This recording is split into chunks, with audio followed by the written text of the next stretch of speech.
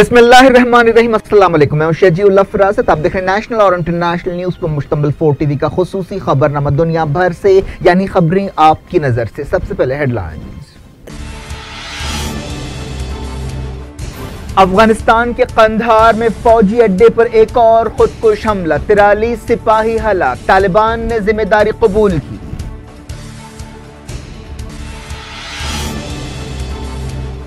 पाकिस्तान की अदालत में नवाज शरीफ के खिलाफ चार्जशीट, बेटी और दामाद के खिलाफ भी इल्जामात लगाए गए। मरियम नवाज ने कहा मजाक हो रहा है।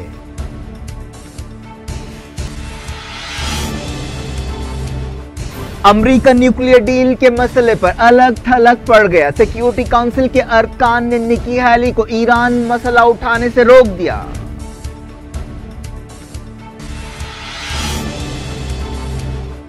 हमास हथियार छोड़ दे, अमेरिका ने किया मुतालबा। तंजीम ने कहा वाशिंगटन फलस्तीनियों के मामलात में दखल अंदाजी कर रहा है।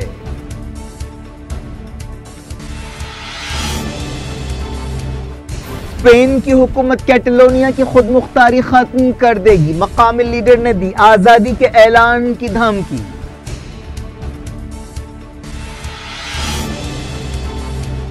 अमेरिका की एक और अदालत ने ट्रंप की सफरी पाबंदियों पर रोक लगाई। व्हाइट हाउस के सामने सैकड़ों ने किया मुजाहरा।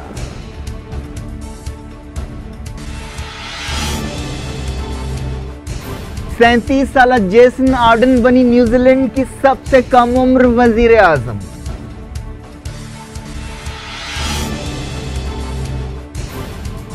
मोदी ने एलओसी के करीब फौजियों के साथ मनाई दिवाली, कहा सिपाही मेरा खानदान है।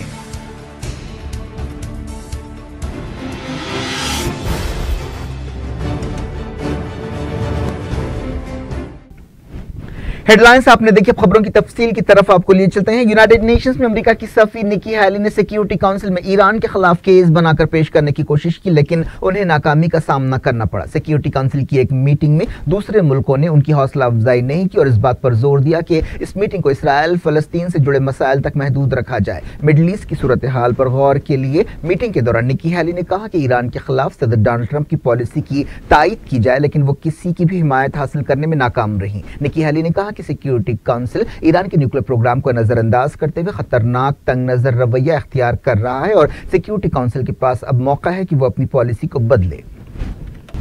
रशिया के सफीर ने कहा कि बाज़ डेलीगेट्स एजेंडे के ताल्लुक से गुमराह करने वाला रवैया अख्तियार कर रहे हैं। इस मीटिंग का मकसद इसराइल फलस्तीन मसले पर गौर करना है। उन्होंने कहा कि निकी हैली ने फलस्तीन के लफ्ज का इस्तेमाल तक नहीं किया, जिससे हमें तकलीफ हुई। रशिया के नुमाइंदे ने वार्निंग दी कि ईरान न्यूक्लियर डील के बारे में समझौते को तोड़ने से मिडल ईस्ट और दूसरे मकामात पर अच्छे असरात नहीं पड़ेंगे। यूनाइटेड नेशंस में स्वीडन के नुमाइंदे ने कहा कि ट्रंप की तकरीर के बाद भी यूरोप का नुक्ता नजर नहीं बदला है और इस मीटिंग में मिडल ईस्ट में इसराइल फलस्तीन मसले पर बातचीत होनी चाहिए, न्यूक्लियर डील पर नहीं। बरतानिया के नायब सफीर जोनाथन एलन ने कहा कि बरतानिया ईरान न्यूक्लियर डील की तायीद करता है। उन्होंने कहा कि हम ईरान के खिलाफ फिर से पाबंदियां लगाने के हक में नहीं है।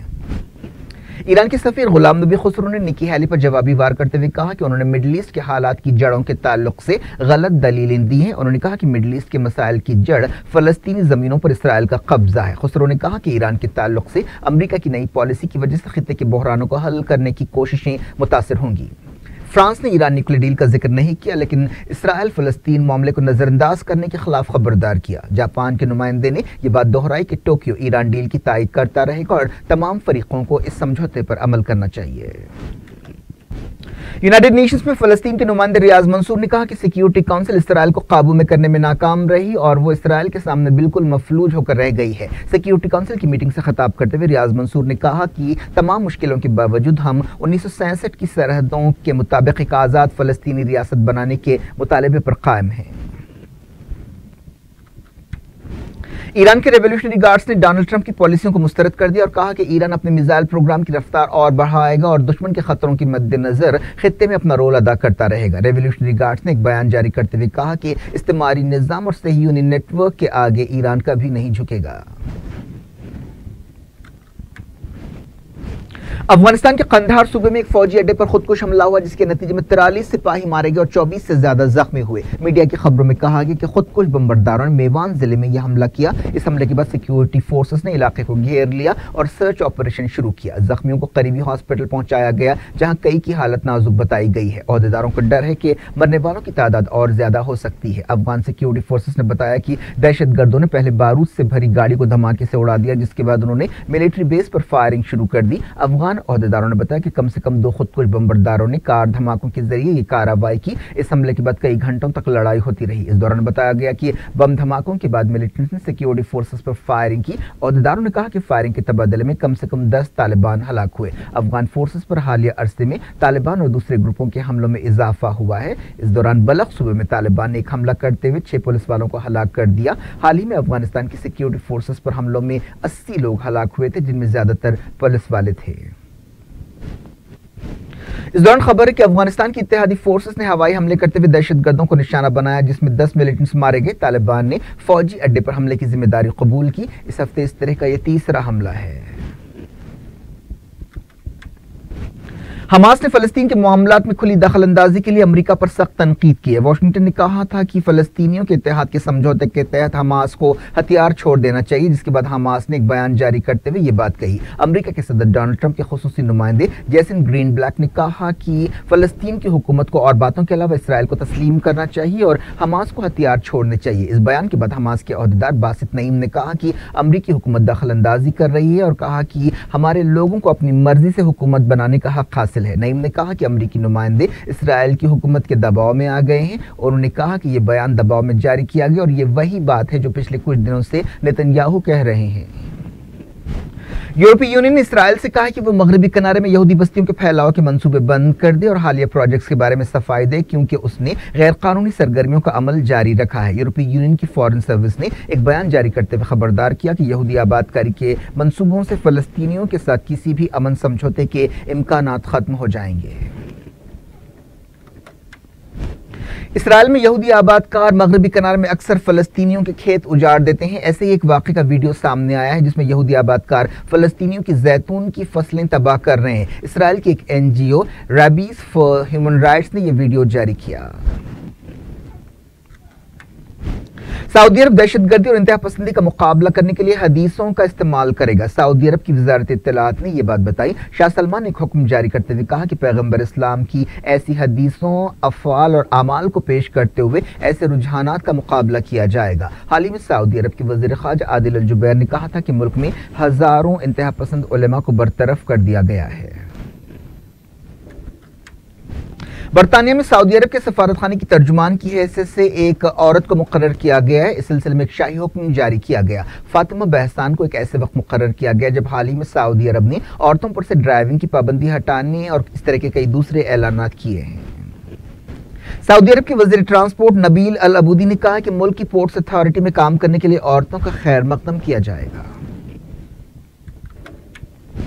ईरान के आर्मी चीफ ने सीरिया के सदर बशार अल असद से दमिश्क में मुलाकात की। मेजर जनरल बाकरी ने बशार अल असद को दहशतगर्दी के खिलाफ हालिया कामयाबियों पर मुबारकबाद दी। इस मौके पर बशार अल असद ने दहशतगर्दी के खिलाफ लड़ाई में मदद पर ईरान के सुप्रीम लीडर, ईरान की हुकूमत और ईरानी कौम का शुक्रिया अदा किया। अमेरिका के सेक्रेटरी ऑफ रेक्स टिलरसन ने कहा कि अमेरिका रोहिंग्या बहरान के जिम्मेदार म्यांमार के फौजी लीडर्स को जवाबदेह बनाएगा। वाशिंगटन में एक प्रोग्राम के दौरान सवालों का जवाब देते हुए सेक्रेटरी ऑफ स्टेट ने कहा कि हम रोहिंग्या बहरान के बारे में काफी फिक्रमंद हैं। इस सिलसिले में वो बर्मा की लीडर आंग सान सूची से राब्ते में हैं। टिलरसन ने कहा कि रोहिंग्या आबादी के इलाके में जो कुछ हो रहा है, इसके लिए बर्मा के फौजी लीडर्स को जवाबदेह बनाना चाहिए। टिलरसन ने बर्मा पर पाबंदियों के बारे में कुछ भी कहने से इनकार कर दिया। उन्होंने ये भी कहा कि इमदादी सरगर्मियों के लिए America red cross, red crescent और दूसरी UN एजेंसियों की हौसला अफजाई कर रहा है। अमेरिका के सेक्रेटरी ऑफ स्टेट ने यह भी कहा कि दुनिया बर्मा में रोहिंग्या मुसलमानों के साथ पेश आने वाले वाकयात पर खामोश नहीं बैठ सकती। बर्मा की फौज के जुल्म और ज्यादतियों की वजह से तकरीबन 6 लाख रोहिंग्या मुसलमान फरार होकर बांग्लादेश पहुंचे हैं। दुनिया भर से मुख्तलिफ छोटे से ब्रेक के बाद कुछ और खबरों के साथ आपकी खिदमत में दोबारा हाजिर होंगे। उम्मीद है ब्रेक के उस पार भी हमारा आपका साथ बना रहेगा।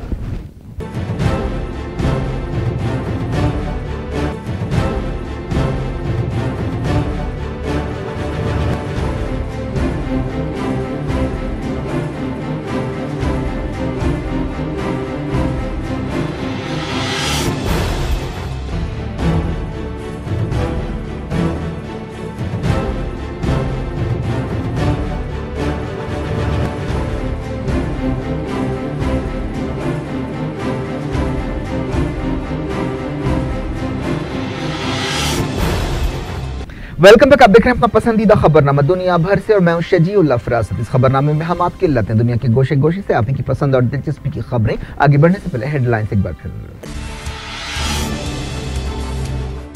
अफगानिस्तान के कंधार में फौजी अड्डे पर एक और खुदकुश हमला, 43 सिपाही हलाक, तालिबान ने जिम्मेदारी कबूल की।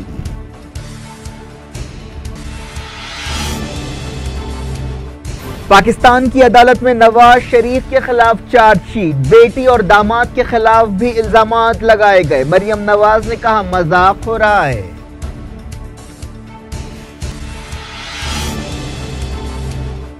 अमेरिका न्यूक्लियर डील के मसले पर अलग थलग पड़ गया। सिक्योरिटी काउंसिल के अरकान ने निकी हैली को ईरान मसला उठाने से रोक दिया।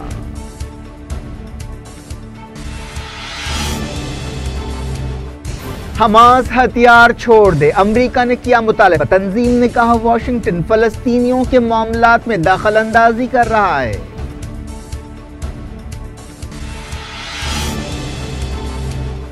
स्पेन की हुकूमत कैटलोनिया की खुद मुख्तारी खत्म कर देगी, मकामी लीडर ने दी आजादी के ऐलान की धमकी।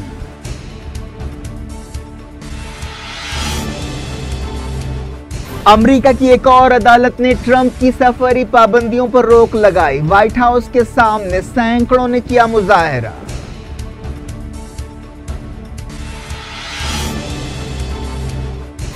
सैंतीस साल जेसन आर्डन बनी न्यूजीलैंड की सबसे कम उम्र वजीर आजम।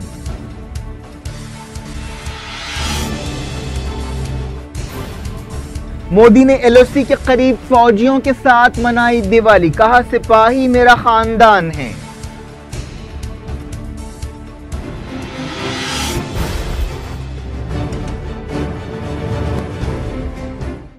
डायरेक्ट इंटरनेशनल न्यूज के सिलसिले को बहरीन में एक बार फिर इसराइल के साथ ताल्लुकात कायम करने की हुकूमत के मंसूबों के खिलाफ एहतजाज किया गया। सिक्योरिटी फोर्सेस ने एहतजाजियों को मुंतशिर करने के लिए ताकत का इस्तेमाल किया। ये झड़पें चारशंबे की शाम हुई। खासतौर पर दारुल मनामा के करीब शुकूरा इलाके में सड़कों पर जमकर झड़पें हुई।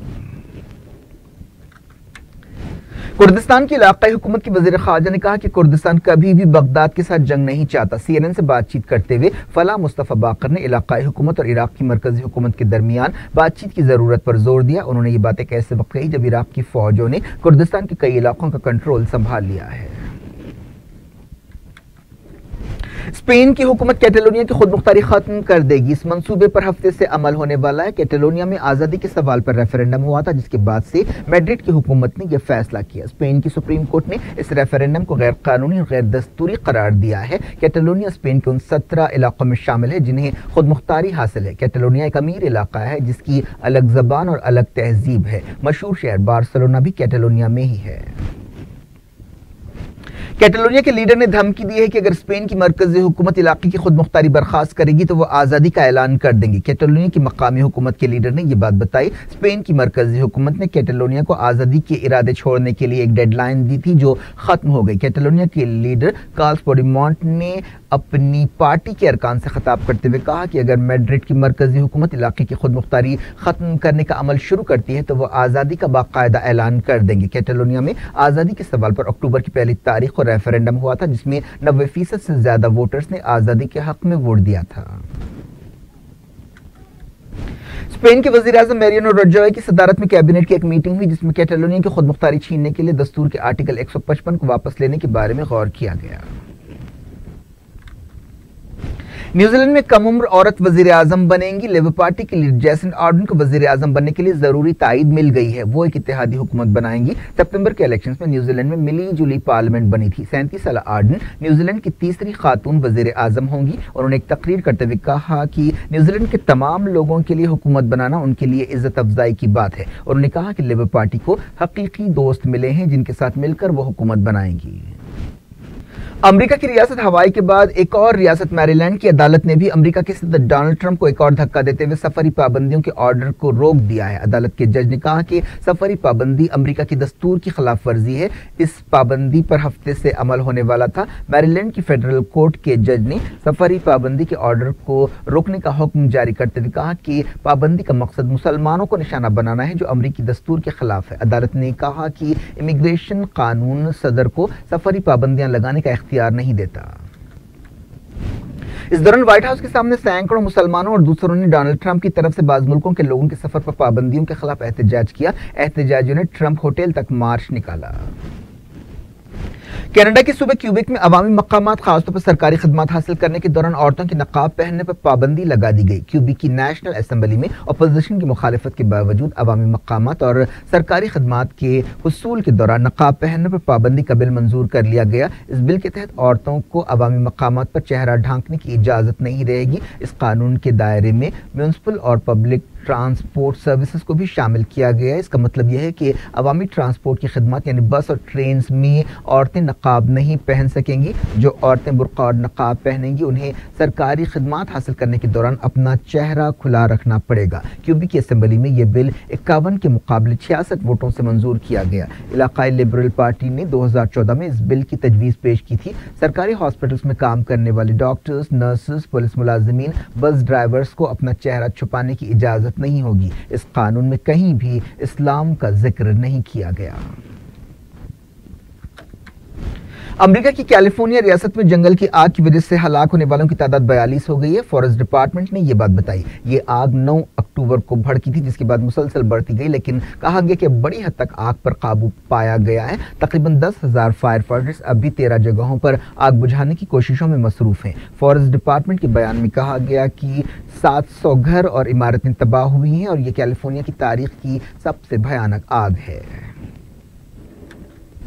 पाकिस्तान की एक अदालत में साबिक वज़ीर आज़म नवाज शरीफ, उनकी बेटी मरियम नवाज और दामाद कैप्टन रिटायर्ड सफदर के खिलाफ चार्जशीट दाखिल की गई। नवाज शरीफ और उनकी बेटी और दामाद ने इल्जामात कबूल करने से इनकार कर दिया है। इस मामले की सुनवाई को 26 अक्टूबर तक मुलतवी कर दिया गया। एहतसाब अदालत के जज मोहम्मद बशीर ने नवाज शरीफ और दूसरों के खिलाफ इल्जामात पढ़कर सुनाए। चार्जशीट में कहा गया कि उन्होंने सुप्रीम कोर्ट में जाली दस्तावेजात दाखिल किए। मरियम नवाज ने जज के सामने कहा कि उनके खिलाफ इल्जामात बेबुनियाद और मनगढ़ंत हैं और उन्हें साबित नहीं किया जा सकता। उन्होंने इल्जामात को एक मजाक करार देते हुए कहा कि उनके खिलाफ इंसाफ के तकाज़ों के मुताबिक मुकदमा नहीं चलाया जा रहा है। नवाज शरीफ इस मौके पर अदालत में मौजूद नहीं थे। पाकिस्तान की एक अदालत ने नवाज शरीफ के बेटों हसन और हुसैन नवाज को फरार मुजरिम करार दिया है, जो फिलहाल लंदन में है। उनके खिलाफ अलग से मुकदमा चलाया जाएगा। पनामा केस की वजह से नवाज शरीफ को सुप्रीम कोर्ट ने नाअहल करार दिया था, जिसके बाद उन्हें वज़ीर आज़म की कुर्सी छोड़नी पड़ी थी। इस दौरान एक खबर में कहा गया कि नवाज शरीफ, जो मुल्क से बाहर हैं, 22 अक्टूबर को पाकिस्तान वापस आएंगे। अमेरिका ने कहा है कि वो चाइना के one belt one road programme पर हिंदुस्तान की तशवीश में शामिल है। Secretary of state Rex Tillerson ने अपने इंडिया दौरे से पहले एक अहम पॉलिसी बयान देते हुए ये बात कही। ये दौरा एक ऐसे वक्त होने वाला है जब हिंदुस्तान और अमेरिका के दरमियान आपसी ताल्लुकात के 100 साल पूरे हो रहे हैं। स्टेट डिपार्टमेंट के एक ओहदेदार ने बताया कि टिलरसन की तकरीर खासतौर पर चाइना के खतरे के मद्देनजर की गई है। स्टेट डिपार्टमेंट के ओहदेदारों ने कहा कि सदर डोनाल्ड ट्रंप और secretary of state Rex Tillerson दोनों के लिए इंडिया पैसिफिक के इलाके की आज़ादी और वहां पर खुलापन बहुत ज़रूरी है। टिलरसन ने centre for strategic and international studies में तकरीर करते हुए कहा कि सदर ट्रंप और वज़ीर आज़म नरेंद्र मोदी दोनों मुल्कों के दरमियान पार्टनरशिप को मजबूत करने के पाबंद हैं। उन्होंने चाइना को दुनिया के निज़ाम के लिए एक खतरा करार दिया और कहा कि पाकिस्तान को दहशतगर्दी के खिलाफ लड़ाई में मजीद काम करना चाहिए। टिलरसन अगले हफ्ते इंडिया का दौरा करने वाले हैं।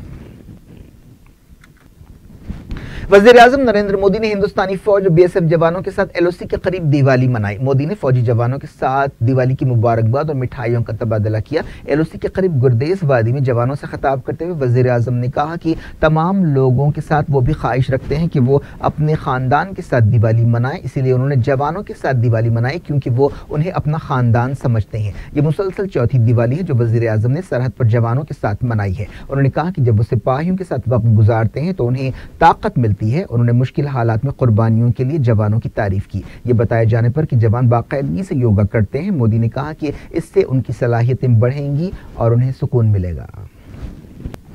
वज़ीर ख़ारजा सुषमा स्वराज ने दिवाली के मौके पर ऐलान किया कि पाकिस्तानी मरीजों के लिए मजीद मेडिकल वीज़े जारी किए जाएंगे। उन्होंने ट्विटर पर कहा कि दिवाली के मुबारक मौके पर हिंदुस्तान आज तमाम हकदार केसों को मेडिकल वीज़े जारी करेगा। पाकिस्तान में जमात-उद-दावा के लीडर हाफिज सईद की नजरबंदी और 30 दिनों के लिए बढ़ा दी गई है। एक अदालती बोर्ड ने यह फैसला किया, लेकिन हाफिज सईद के 4 साथियों की नजरबंदी खत्म कर दी गई। हाफिज सईद के खिलाफ इस नई मुद्दत पर 24 अक्टूबर से अमल होगा। उनके साथियों को रिहा कर दिया जाएगा। हाफिज सईद और उनके 4 साथियों को सबसे पहले 21 जनवरी को पंजाब हुकूमत ने 90 दिन के लिए हिरासत में लिया था। क्या कुछ हो रहा है आपकी दुनिया में, आखिर में हेडलाइंस दुनिया भर से एक बार फिर देखते हैं। अफगानिस्तान के कंधार में फौजी अड्डे पर एक और खुदकुश हमला, 43 सिपाही हलाक, तालिबान ने जिम्मेदारी कबूल की।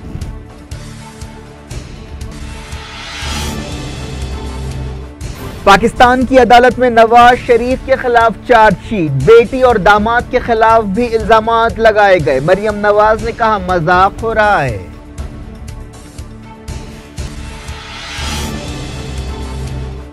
अमेरिका न्यूक्लियर डील के मसले पर अलग थलग पड़ गया। सिक्योरिटी काउंसिल के अरकान ने निकी हैली को ईरान मसला उठाने से रोक दिया।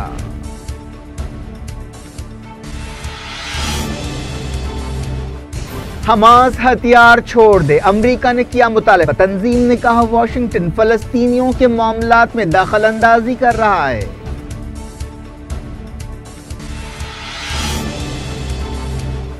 स्पेन की हुकूमत कैटलोनिया की खुद मुख्तारी खत्म कर देगी, मकामी लीडर ने दी आजादी के ऐलान की धमकी।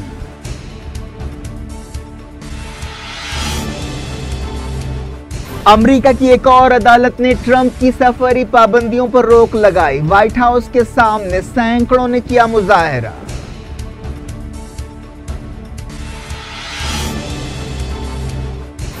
सैंतीस साल जेसन आर्डन बनी न्यूजीलैंड की सबसे कम उम्र वजीर आजम।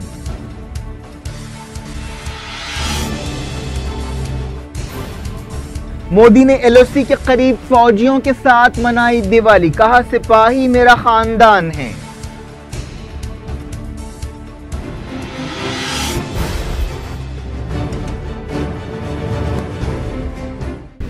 ये थी आज की खबरें। शेड्यूल फरासत को दें इजाजत और अपना बेहद ख्याल रखें। अल्लाह हाफिज।